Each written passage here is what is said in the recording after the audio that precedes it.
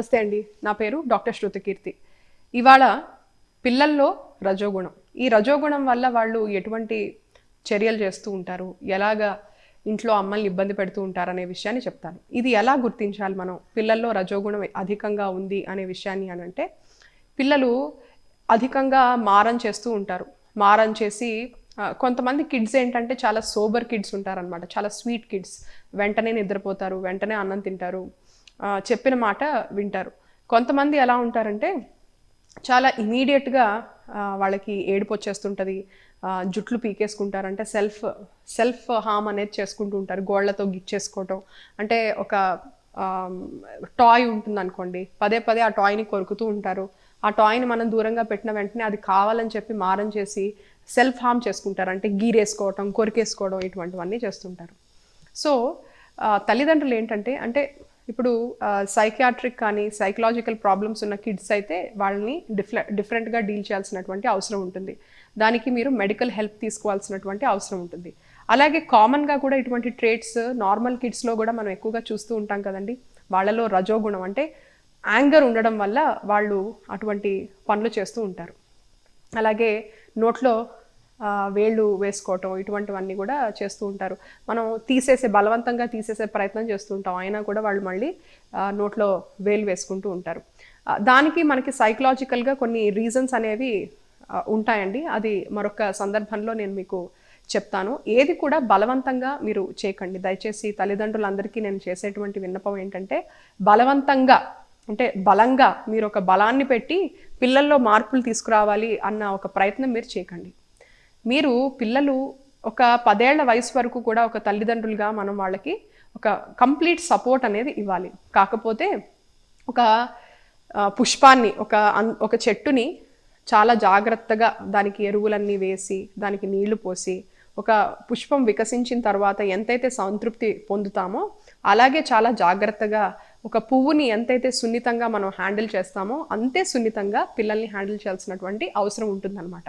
వాళ్ళకి మనం కొన్నిసార్లు గట్టిగా రియాక్ట్ అయ్యి నువ్వు ఎందుకు పనికిరావురా, ఇటువంటి నెగిటివ్ మాటల ద్వారా వాళ్ళని మార్చే ప్రయత్నం చేసినట్లయితే, తల్లిదండ్రులే వాళ్ళకి దైవంతో సమానం కదండి.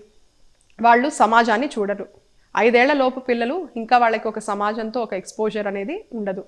ఫస్ట్ ఫ్యామిలీలో వాళ్ళకి బలమైన, వాళ్ళ వీక్నెస్ అయినా, ఎమోషనల్గా వాళ్ళు ఎవరితో అయినా అంటే ఎమోషనల్ సపోర్ట్ అయినా వాళ్ళకి ఎవరి దగ్గర నుంచి వస్తుంది? తల్లిదండ్రుల దగ్గర నుంచే కదండి. అటువంటి తల్లిదండ్రులే మీరు విసుగు వల్ల, లేకపోతే ఎక్కువగా ఆ పిల్లలు అనేవాళ్ళు మిమ్మల్ని ఇబ్బంది పెడుతున్నారనో గట్టిగా పరుషంగా మీరు కొన్ని మాటలు అన్నారనుకోండి, నువ్వు ఎందుకు పనికిరావురా, నువ్వు గాడిద, ఇటువంటి తిట్లు కూడా తిడుతూ ఉంటారు పేరెంట్స్. అలాంటివి చేయడం వల్ల ఏంటంటే నెమ్మదిగా సబ్కాన్షియస్ లెవెల్లో, ఓ నేను ఎందుకు పనికిరాని వాడిని, లేకపోతే నేను చెడ్డవాడిని అనే విషయాన్ని పిల్లలు నమ్మడం మొదలు పెడతారు. కొంతమంది పేరెంట్స్ ఏం చేస్తూ ఉంటారంటే, అన్నయ్య కంటే తమ్ముడు చాలా తెలివిగలవాడండి అని వాళ్ళ పిల్లలు ఎదురుగానే చెప్తూ ఉంటారు.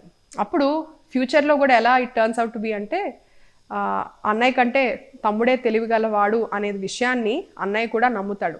నెమ్మదిగా అతనిలో డెవలప్మెంట్ కూడా కొరబడుతుంది అనమాట. మనం అన్ని విధాల వాళ్ళకు ఒక సపోర్ట్ అనేది ఇవ్వాలి. సపోర్ట్ ఎటువంటి సపోర్ట్ అంటే, support by words, supports by action, support by deeds అనమాట. అన్ని విధాల సపోర్ట్ మనం ఇవ్వాలి. పొరపాటున కూడా మీరు చాలా జాగ్రత్తగా ఈ విషయాన్ని గమనించాలండి.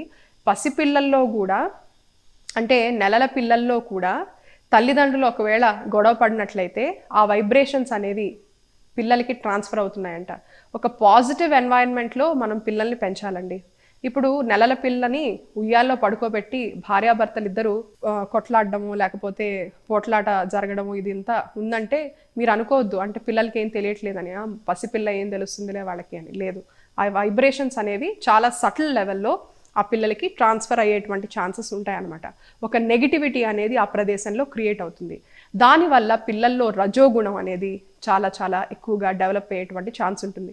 అలాగే ప్రెగ్నెన్సీ టైంలో ఒక తల్లి ఆలోచన విధానం, ఆలోచన చేసేటువంటి ప్యాటర్న్స్ వల్ల కూడా పిల్లల్లో రజోగుణం ఉందా లేకపోతే సత్వగుణం ఉందా, సాత్వికమైన వ్యక్తులుగా వాళ్ళు భవిష్యత్తులో వాళ్ళని వాళ్ళు మలుచుకుంటారా, లేకపోతే ఒక యాంగ్రీ పీపుల్గా వాళ్ళు డెవలప్ అవుతారా అనేది కూడా ప్రెగ్నెన్సీ టైంలో కూడా జరుగుతుందన్నమాట. చాలా సటిల్ లెవెల్లో ఒకవేళ తల్లి నెగిటివ్ ఆలోచనలకు ఎక్స్పోజ్ అయ్యి చాలా డిస్టర్బెన్సెస్కి గురైనట్లయితే పిల్లల్లో వైబ్రేషన్ అనేది కలుగుతుందన్నమాట. వాళ్ళు బయటకు వచ్చిన తర్వాత కూడా ఒక విధమైన బాధలో దిగ్భ్రమలో ఉంటారనమాట. భవిష్యత్తులో వాళ్ళకి డిప్రెషన్ రావటం ఇటువంటి ఛాన్సెస్ కూడా ఉంటాయి. కాబట్టి ప్రెగ్నెన్సీ టైం దగ్గర నుంచే చాలా జాగ్రత్తగా ఉండాల్సినటువంటి అవసరం ఉంటుంది. అలాగే మరొక విషయం మీరు గమనించాల్సిన విషయం ఏంటంటే, మనకి శాస్త్రం, ముఖ్యంగా యోగ శాస్త్రం ఏం చెప్తుందంటే, తిరుమందిరం అనేటువంటి ఒక సిద్ధ గ్రంథంలో అలాగే రకరకాల సిద్ధులు చెప్పినటువంటి విషయం ఏంటంటే, భార్యాభర్తలు వాళ్ళ కలయిక ద్వారా మంచి పిల్లల్ని అట్రాక్ట్ చేసేటువంటి ఛాన్సెస్ ఉంటాయి. మనకి పురాణ గ్రంథాల్లో మనం చదివినట్లయితే కొన్ని సమయాల్లో మన కలయిక జరగడం వల్ల మంచి పిల్లలు భూమి మీదకి వస్తారు అని అంటారు. కొన్ని సమయాల్లో అంటే మిట్ట మధ్యాహ్నం మనం కలవకూడదు, ఇటువంటి రెస్ట్రిక్షన్స్ కొన్ని వాళ్ళు లే డౌన్ చేశారు. దానికి అతీతంగా ఇవాళ ఒక మంచి కలయిక ద్వారా ఎలాగ మనం మంచి సోల్స్ని అట్రాక్ట్ చేయొచ్చు అనే విషయాన్ని మీకు చెప్పదలుచుకున్నాను.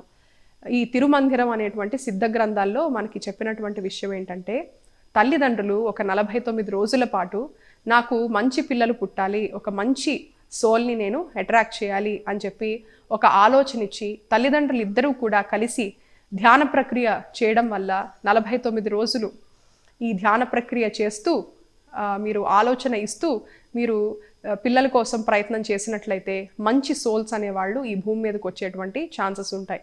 ఆ మంచి సోల్స్ అంటే ఎలాంటి వాళ్ళు అంటే, సత్వగుణాలు ఉన్నటువంటి వాళ్ళు, అలాగే మంచి వాళ్ళలో అత్యధికంగా మంచి ఉన్నటువంటి వాళ్ళు మనకి అట్రాక్ట్ చేసేటువంటి ఛాన్సెస్ ఉంటాయి.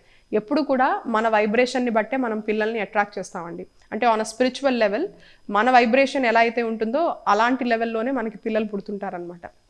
కొన్నిసార్లు they might turn out to be good, some times it is like they might turn out to be bad అనమాట. అందుకనే మనం మొదటి నుంచి కూడా ఈ ప్రయత్నం అనేది చేయాల్సినటువంటి అవసరం ఉంది.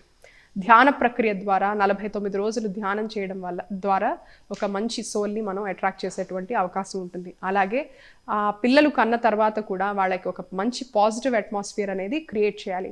క్వారల్స్ ఇటువంటివి 3 నెలల పాపే కదా, 2 నెలల పాపే కదా అని చెప్పి ఇష్టం వచ్చినట్లుగా మాట్లాడుకోవడం, లేదంటే గొడవలు పడడం, లేదంటే పరుషంగా ఆ పిల్లలతో బిహేవ్ చేయటం, మాట్లాడడం, ఇటువంటివి చేయటం వల్ల తల్లిదండ్రుల ప్రభావం అనేది పిల్లల మీద ఉంటుంది. అలాగే పిల్లల్ని పెంచేటప్పుడు కంటికి రెప్పలాగా కాపాడుకోవాలి. స్ట్రేంజర్స్ నుంచి వాళ్ళకి ఏమైనా ఇబ్బందులు వస్తున్నాయా? ఇప్పుడు కొంతమంది నానీస్ని పెడుతున్నారండి, మెయిడ్స్ని కూడా పిల్లల్ని పెంచడానికి అప్పచెప్పేస్తూ ఉన్నారు. అసలు ఆ నానీస్ అనేవాళ్ళు సరైన బిహేవియరల్ ప్యాటర్న్స్తో ఉన్నారా? సరైన బిహేవియర్ వాళ్ళకుందా? అసలు మాతృమూర్తి తన చేతులతో తను తినిపిస్తే స్పిరిచువల్గా ఏం చెప్తూ ఉంటారంటే, ఒక అమృతం అనేది ఫింగర్ టిప్స్లో ప్రవహిస్తుందంట. అది ప్రేమ ద్వారా స్రవించేటువంటి ఒక ద్రవ్యం అనమాట. ఆ ఫింగర్ టిప్స్తో తల్లి ఎప్పుడైతే ముద్దలు తినిపిస్తుందో ఆరోగ్యం అన్ని విధాల ఒక మంచి లక్షణాలు అనేవి పిల్లవాడికి అలవడతాయి.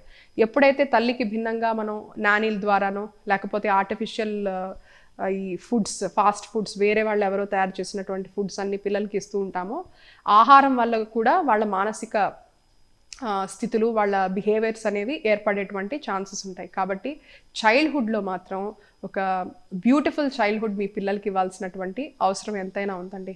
ఒకవేళ మీరు వర్క్ చేసేటువంటి వాళ్ళైతే, ఆఫీస్కి వెళ్ళేటువంటి వాళ్ళైతే మంచి ఒక నానీని పెట్టండి. వాళ్ళు కూడా ఒక ప్రాపర్ బిహేవియర్తో ఉన్నటువంటి వాళ్ళని పెట్టండి. ఎందుకంటే వాళ్ళ ప్రభావం పిల్లల మీద ఏదో రకంగా పడుతుంది కాబట్టి వాళ్ళని కాస్త ఇంటర్వ్యూ చేయండి. అసలు మీరు పరిశీలించండి. ఎప్పుడు గమనిక అనేది అవసరం. సరే, పిల్లల్ని అప్పచెప్పారు పరాయి వాళ్ళకి, కానీ వాళ్ళు సరిగ్గా వాళ్ళని చూసుకుంటున్నారా లేదా అనే గమనిక చాలా నిశితంగా మీరు గమనించాల్సినటువంటి అవసరం ఉంటుంది. నిశితంగా మీరు ఎప్పుడైతే పరిశీలిస్తారో వాళ్ళకి అందమైన బాల్యాన్ని మీరు ఇవ్వగలుగుతారు. ఈ రోజుల్లో మనం చూస్తున్నాం కదండి, చిన్న పిల్లల్ని కూడా ఎన్నో రకాలుగా ఇబ్బందులకి గురి చేస్తున్నారు కదా.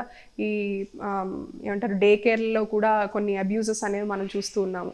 అటువంటి తీవ్రమైన ఘటనల బారిన పిల్లల్ని పడనివ్వకుండా ఒక కంట మనం కనిపెడుతూనే ఉండాలి. తల్లి కానీ తండ్రి కానీ ఎప్పుడూ కంటికి రెప్పలాగా వాళ్ళని మనం చూసుకోవాల్సినటువంటి అవసరం ఉంది. ఒక వయసుకు వచ్చిన తర్వాత వాళ్ళని మనం విడిచిపెట్టాలి. కానీ ఆ చిట్టి బాల్యంలో వాళ్ళ జీవితంలో మనం అంతా కూడా మంచిని జరగాలనే కాంక్షించి మనం వాళ్ళకి చక్కటి భవిష్యత్తుని అందించాల్సినటువంటి అవసరం ఉంటుంది. కాబట్టి వీఆర్ గివింగ్ అ లైఫ్ అండి, ఒక లైఫ్ మనం వాళ్ళకి ఇస్తున్నాం. కాబట్టి మీరు పిల్లల్ని ప్లాన్ చేసుకునే ముందే మానసికంగా you be ready, first you be ready. Child should never happen like that. You should be mentally and physically ready to be able to handle the pregnancy and also to be able to do right parenting. If you want to be a parent, then you should be prepared. మెంటల్గా మీరు prepare అయి ఉండాలి. You should be able to take up any challenges. అలా లేని పక్షంలో ఆ సాహసం మాత్రం చేయొద్దు. ఎందుకంటే మీరు ఈ సొసైటీకి కూడా ఒక మంచి భావి భారత పౌరుల్ని అందించడానికి మీరు బాధ్యులు కాగలుగుతారు. ఒక సొసైటీలో మంచి జరగడానికి మీ పిల్లలే కారణం కావచ్చు. కాబట్టి మీరు ఒక బ్రాడ్ మైండెడ్నెస్తో మీరు పిల్లల్ని ప్లాన్ చేయండి.